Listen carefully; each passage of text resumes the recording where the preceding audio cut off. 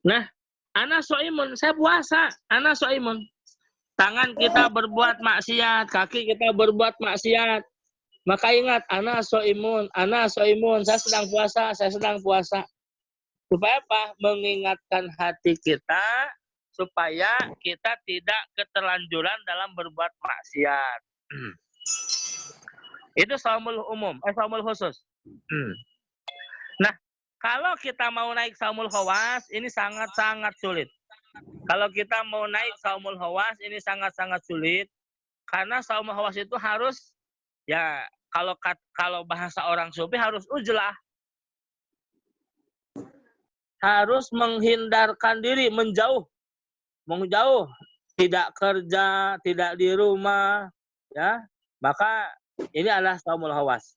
Maka cukup keutamaan menurut Imam Ghazali untuk kita orang yang senantiasa sibuk dengan kerjaan, kemudian sibuk dengan mengabdikan diri kepada Allah, maka cukup saum kita adalah saumul khusus, ya. Perut kita kosong dari makan dan minum, kemaluan kita tidak ditunaikan kepada istri di siang bolong, kemudian seluruh anggota tubuh kita diusahakan meminimalisir tidak berbuat maksiat. Kalaupun berbuat maksiat, maka kata Rasulullah cukup ana soimun, ana soimun, ana soimun. Saya sedang puasa, saya sedang puasa.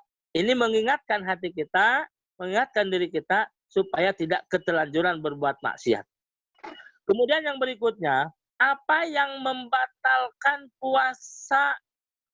Nah, di sini yang membatalkan puasa untuk kategori puasa khusus, yang membatalkan puasa untuk kategori puasa khusus jelas. Yang pertama adalah masuknya seluruh masuknya barang dunia baik makanan atau minuman ke dalam perut kita. Ada yang masuk benda dunia atau barang dunia, baik makanan atau minuman, ke dalam perut kita. Perut di sini adalah zauf. Berarti ada barang yang masuk ke mulut, ada barang yang masuk ke hidung, ada barang yang masuk ke telinga. Kalau barang dunia, benda dunia masuk ke selain mulut, hidung, telinga, itu tidak membatalkan puasa. Seperti apa? Di infus. Infus itu kan masuknya bukan ke dalam jauh, bukan ke dalam mulut, hidung, dan telinga, ya, tapi masuk ke dalam apa? Infus nanti ya, ke dalam urat langsung gitu kan, dimasukkan cairannya ke sana, itu tidak membatalkan puasa. Atau diinjeksi, disuntik dalam kondisi puasa, ya, disuntik dalam kondisi puasa, itu pun tidak membatalkan puasa. Disuntik dalam kondisi puasa itu pun tidak membatalkan puasa. Itu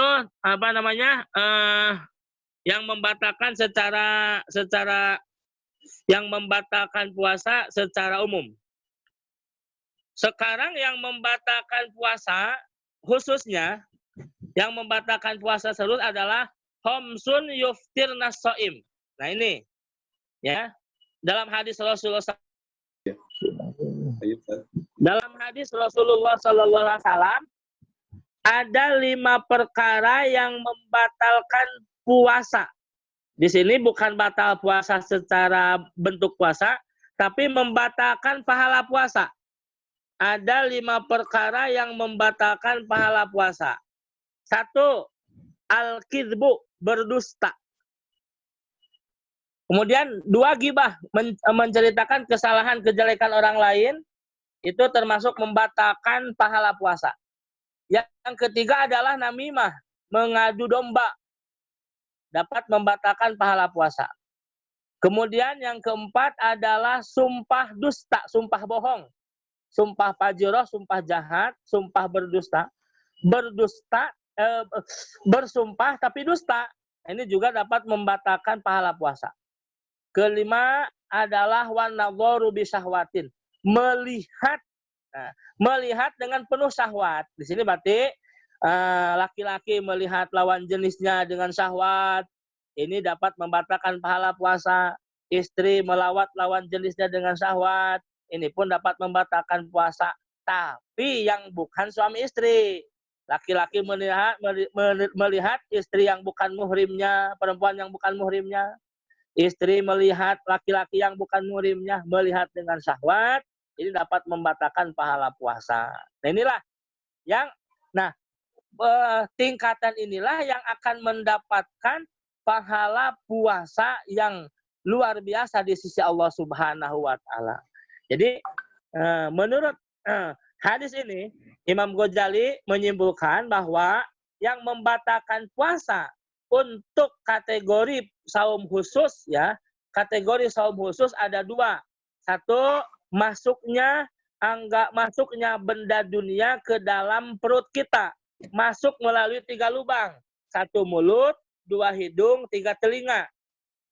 Kalau ada yang masuk benda dunia kepada bukan melewati 3 lubang tersebut, maka tidak membatalkan. Yang berikutnya, yang membatalkan pahala puasa. Ada 5 hal yang bersumber dari hadis Rasulullah SAW. Ada 5 hal yang dapat membatalkan pahala puasa. 1, dusta. 2, ghibah, menceritakan kejelekan orang lain. 3, namimah, ngadu domba. 4, yaminul kadzibah, sumpah dusta. Kemudian 5, melihat lawan jenis, ya, bukan muhrim dengan syahwat, ini dapat membatalkan pahala. Baik, mangga sebatas itu kaki ada pertanyaan dari bapak-bapak, mangga. Bisa. Baik, silakan Bapak Ibu jamaah sekalian yang ingin bertanya kepada Ustaz Anwar agar langsung menyampaikan. Dari saya aja boleh, Ustaz? Saya mau tanya, Ustaz. Ya. Kalau ini Ustaz, terkait yang tadi Ustaz kan sampaikan, kalau untuk yang infus itu kan tidak membatalkan puasa, Ustaz, ya, karena itu bukan masuk dari mulut, hidung atau telinga, Ustaz. Kalau ini Ustaz, misalnya kan waktu bulan puasa nih ada kasus yang kemarin, giginya sakit, Zat. Nah, kemudian karena sakitnya udah nggak tahan, datang ke dokter, kemudian harus misalkan dikasih obat, setelah kasih obat, baru kemudian dicabut. Nah, pada saat dicabut itu kan waktu puasa itu kan ada pakai alat dan macam-macam, terus kemudian ada dikasih air kan biar ketika dibor dan sebagainya si giginya nggak kering. Nah itu cabut gigi dengan bor dan sebagainya itu batal ketika puasa. Cabut gigi ada kemungkinan besar batal puasa kayak gitu. Oh. Karena pasti ada ada sedikitnya yang masuk ke lewat mulut. Ada yang kemakan apa gitu dari bekas-bekas itunya. Jadi lebih baik pas waktu bulan puasa cabut giginya habis maghrib aja gitu tadi. Nah, habis maghrib. Habis maghribnya kalau cabut gigi. Sama ini Set, kan kalau ini Set, ada yang namanya kalau pengobatan salah satunya kan ada gurah, Set, gurah hidung itu, Set. Gurah hidung itu membatalkan puasa nggak, Set? Batal. Kalau gurah hidung batal puasa. Gurah hidung batal puasa. Yang tidak batal puasa adalah hijamah dan bekam. Oh, bekam nggak, Set? Kalau bekam nggak batal puasa. Rasulullah pernah berbekam di siang hari di bulan puasa. Berbekam tidak batal puasa. Kemudian hijamah diambil darah dari urat nadi pun tidak batal puasa. Jadi pengobatan bekam sama hijamah tidak membatalkan puasa. Kalau digurah lewat hidung batal puasa. Oh iya, siap. Oh iya, Ustaz. Kan tadi itu ada yang Ustaz menyampaikan kan ada yang puasanya sah tapi pahalanya batal, Ustaz. Nah, ketika berbohong, kemudian tadi bersumpah tapi tidak betul, atau kemudian namimah, mengadu-domba, atau kemudian ngomongin orang, keburukan orang dan sebagainya. Apakah itu membatalkan seluruh pahala puasa atau kemudian ada persentase misalkan yang batal puasanya itu 10%, oh, ya. apa 5%, itu apa Kalau 10% puasanya atau tidak 100% batal, semuanya, Ustaz? ya.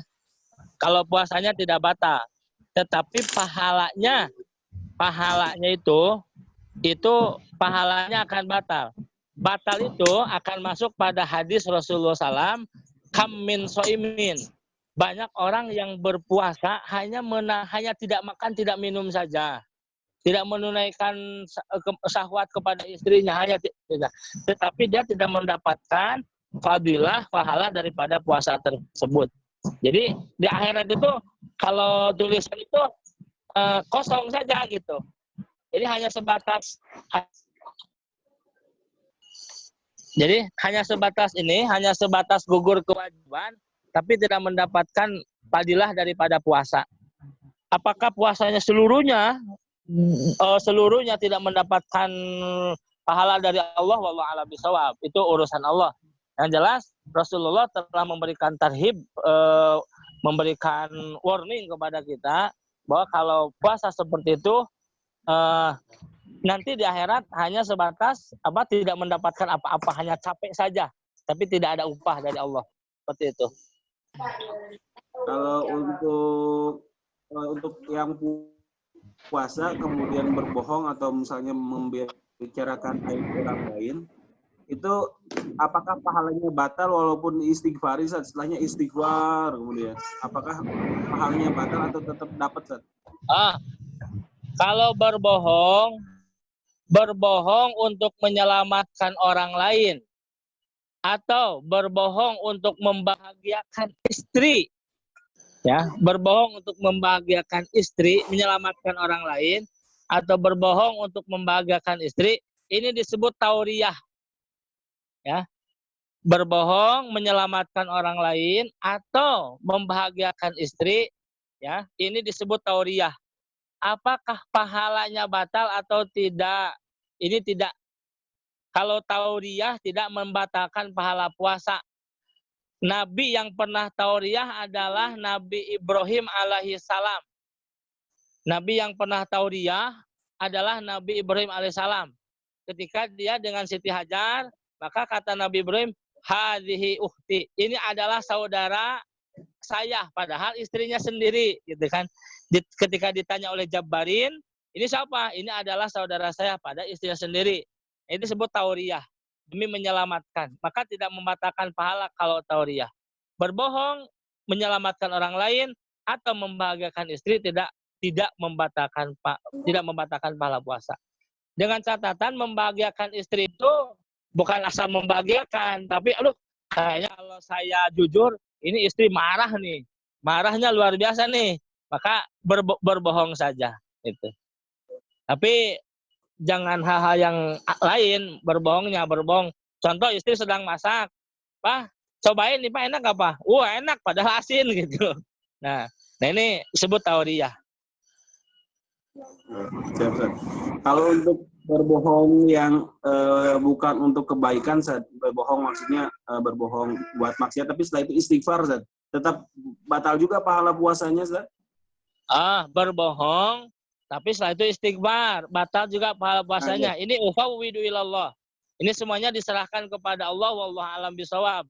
Sebab Allah yang Maha tahu. Jadi kalau begitu gimana? Nah, yang tidak batal tuh kalau berbohongnya sabqul lisan. Sabqul lisan teh begitu berdusta, pas berdusta ingat, ya Allah, tadi saya bohong.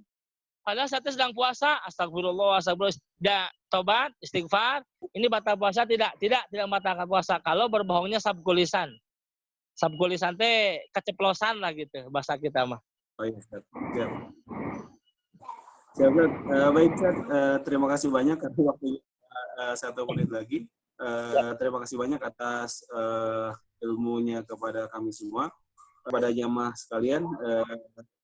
Kajiannya dengan ini sudah selesai. Mudah-mudahan bermanfaat ilmunya bagi kita di dunia dan akhirat.